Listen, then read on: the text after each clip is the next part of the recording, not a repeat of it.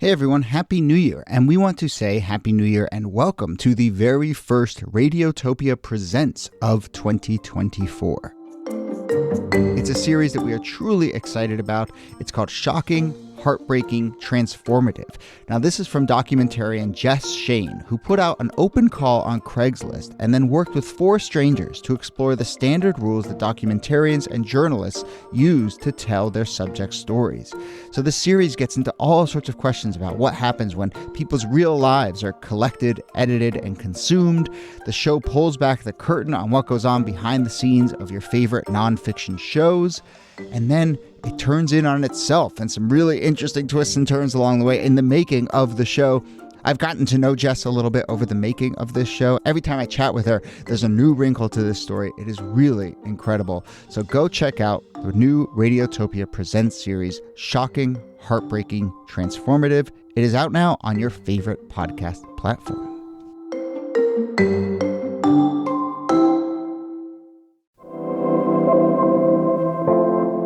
Hello and welcome to This Day in Esoteric Political History from Radiotopia. My name is Jody Avergan.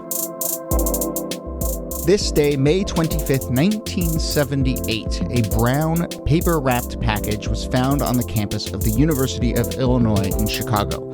No one claimed the package, so it was returned to the supposed sender, a professor at Northwestern University, not that far away in Chicago. The professor had not mailed the package, so he handed it over to campus security. The package then exploded, injuring the security guard who was attempting to open it. And that was the beginning of a decade-and-a-half bombing spree by a man that would eventually come to be known as the Unabomber. In 1995, a man by the name of Ted Kaczynski was arrested and exposed as the Unabomber. Between 1978 and 1995, he killed 3 people and injured 23 others in this nationwide bombing campaign, targeting people he believed to be advancing modern technology and the destruction of the environment. All of that is stuff we would learn in the mid-90s when Kaczynski was arrested. But in 1978, this was the very beginning of the saga of the Unabomber with this package at the University of Illinois. And that is where we will start. Here to discuss, as always, are Nicole Hemmer of Columbia and Kellie Carter-Jackson of Wellesley. Hello there. Hello, Jody. Hey there. So, Niki, I'm curious. 1978, this feels like such a 90s story, and that's obviously when he was arrested. But now, all of a sudden, here we are in 1978, and I'm just very curious kind of what it does to the Unabomber story to think of it as something situated in the late 70s, not in the 90s. I think that's the right place to locate it for 2 reasons. One, as we would later learn, he has this kind of back to the land environmentalist ethos, and the more militant and sometimes violent part of the environmental movement was really getting underway in the late 1970s. And this is also a period where there's a lot of political violence. We've talked about, a number of different bombings. Bombs were often the weapon of choice in an age before everyone had an AK-47. And so you have all of these bombings. You have political terrorism that's happening. And so the Unabomber kind of fits into the violence of the era in a way that makes him much more legible if we think about him as a 1970s figure. Yeah, it's interesting. I think the background on Ted Kaczynski is really unusual. He's a mathematics prodigy.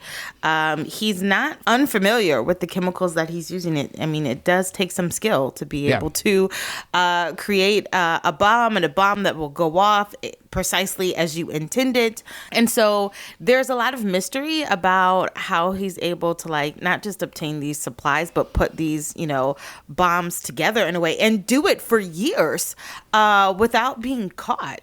Without being caught and without being injured. Remember we talked about the weathermen and how a number of those people, even they're amateur bomb makers and they end up blowing themselves up, but not losing a finger. He seems not to make many mistakes, which I think speaks to the meticulousness that is part of what becomes his public image. Mm-hmm. Yeah, and a mythos there. And I do want to get to some of the sort of mythos about both him, but that are also sort of swirling around that story. But yes, I think by all accounts, his bomb making was fairly sophisticated, which I think meant to some extent that it made it harder for the FBI to figure out what was going on because, as we would come to learn, Ted Kaczynski was someone who moved into the middle of the woods in Montana in the late 70s and was doing all of this from the middle of nowhere. That maybe didn't square with the profile of someone who was relatively sophisticated and making these bombs. And so I think, that's just part of why I think for a long time he was able to evade capture. I'm still sort of flabbergasted by how he is able to do all of this as like a recluse in the woods. So he has really like moved out to this remote cabin. There's no electricity. There's no running water.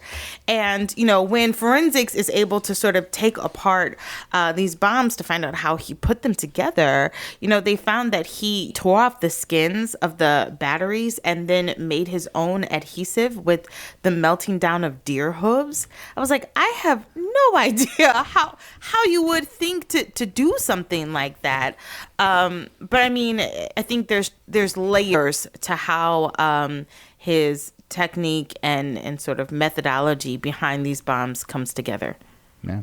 A few other kind of things that we should know about the Unabomber himself. First off, that title, Unabomb, it comes from, the FBI gave it to him fairly early. They noticed there was a pattern of some of these bombs being sent around. It stands for Universities and Airlines Bomber. So we think of him, I think, mostly as targeting academics, but he was also, there were a number of early bombs sent, both that were on planes and also sent to like CEOs of airlines and so forth. And actually had injured pretty badly the president of United Airlines, which this was in 1980. It wasn't something that I obviously was reading about at the time, but it's a reminder of just how big this story would have been in the late 1970s and the early 1980s. I mean, the president of United Airlines is a pretty big position, and that he would be badly injured in one of these bombings, I think, ensures that it's front page news. Yeah. There was a sort of spate of these bombings throughout the early 80s. There were four, between like 81 and 85, there were four at universities. There was one sent to a professor's home, one at Boeing in Washington, a computer store in Sacramento. In 85 was when the owner of a computer store was killed, which was the first murder in this. Eventually, there would be 3 deaths. There were a few breaks along the way. People sort of reported seeing someone saw him placing a bomb in Salt Lake City in the mid 80s, but really like he was able to basically just do this without capture, in part because after the mid 80s, he does disappear for a while and then reappears in the early mid 90s. But there was a sort of big gap in the middle there. I think it's interesting that he reappears in the mid-90s, in 1993 in particular, because, I was talking earlier about the terrorism of the 1970s, but in 1993 you have the World Trade Center bombing, in 1995 you have the Oklahoma City bombing, and it is this moment when, terrorism in the United States is becoming deadlier, and he is, once again, like adding to that sense of public fear and of just imminent and random terror that I think keeps people pretty afraid. Paranoid. in that period. I just remember I was at Howard University in the early 2000s in the period of the DC sniper and like not knowing, the randomness of who was being shot, at what time they were being shot, where they were being shot, like that paranoia. I think the difference is that came in like sort of rapid succession each day or a couple days. There was something, but the fact that the Unabomber has really spread out when he chooses to deliver these packages or these bombs also adds to the longevity of his tenure doing this. Yeah. Well, it's interesting that the DC sniper, there was a true sense of randomness there. And I'm curious with the Unabomber, first off, we'll talk about it, but there's a manifesto that comes out eventually that sort of gives a logic to what he had been doing for 15 years. But over the course of those 15 years, it's not like these letters came with a note saying, I'm an environmentalist or I'm anti-imperialist or whatever. There wasn't a logic to it. And so it did have this randomness, though it was also spread out enough that maybe neither of you were in academia, I suppose, at the time. But I'm curious whether professors started to feel like, oh, my community at least could be targeted, or whether it really was just random because there hadn't been a sort of ethos behind them as they went on. I would say just given the name university and airline bomber. I think that there was I would imagine that there would be a real fear, and there were warnings that were sent out. It wasn't just in the later years it was targeting of people in the timber industry and people who Kaczynski believed were responsible for the destruction of the natural environment. And the FBI sent out warnings to the heads of different companies to say, don't let your kids pick up packages. Be careful about the mail when it comes in. So there was a sense that it was specific communities being targeted. Yeah. And so, Niki, you obviously have studied, especially on the right, the rise of a lot of this stuff. I don't know if a left-right political spectrum is the best place to put this, but the Weather Underground, who we've talked about before, a very sort of clear political stance. Timothy McVeigh, I think we know where he's coming from. I'm curious how you fit in Ted Kaczynski along a spectrum, or whether you think he's outside of a spectrum, whether we should consider him a leftist activist, or what? What's an outlier? Like in the swirl of the sort of political ethos. Where exactly should we think of him? I do think that this is one of those areas where the left-right spectrum obscures more than it reveals, because he does have a lot in common with some of the militias of the time that were trying to get government officials. Obviously they had different targets, but to get government officials out of the West, and had kind of the same kind of radical libertarian ethos, where instead of where many of the other people in the West were talking about, the West needs to be free from interference so we can log and mine to our heart's content, he was like, modern society is encroaching. So he almost has a kind of anti-modernity approach that sets him outside of the way we might think about left and right. I also think it's different because he's not a veteran, right? He's not someone who's returned from war and has this sort of jaded perspective. He's essentially a kid. I mean, he went to Harvard at age 16. So when the FBI is looking for him, they're actually looking for someone who they suspect to be 10 years older than what he actually is. So there are a lot of ways where he just does not fit the profile of what we think, a terrorist or a Unabomber would be. Although that's interesting because the FBI does draw up several profiles of him. And this is one of the things that I think gives life to the idea of these very accurate FBI profilers, which I think is, again, more mythology than it is real. But that at the end of the day, their most recent profiles, the age was a little bit off. But otherwise, they knew he was from Chicago. They had a sense of what his ethos was. They felt like they had gotten it pretty much right. I guess let's talk a little bit about how he was captured because it gets to this other really interesting wrinkle, which is in the early mid 90s, the bombings are picking back up. And basically what happens is Kaczynski finally, I think, sort of starts to be a little more precise about his thinking, and he convinces a number of news outlets to publish a manifesto.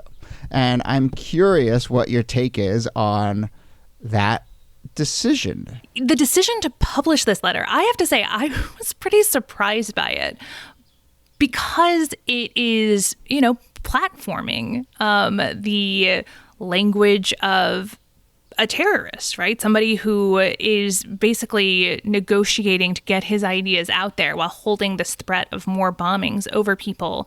So I would imagine, I don't know what the newsroom conversations were like, but they had to have been complicated because there's a lot of interesting journalistic ethics at play there.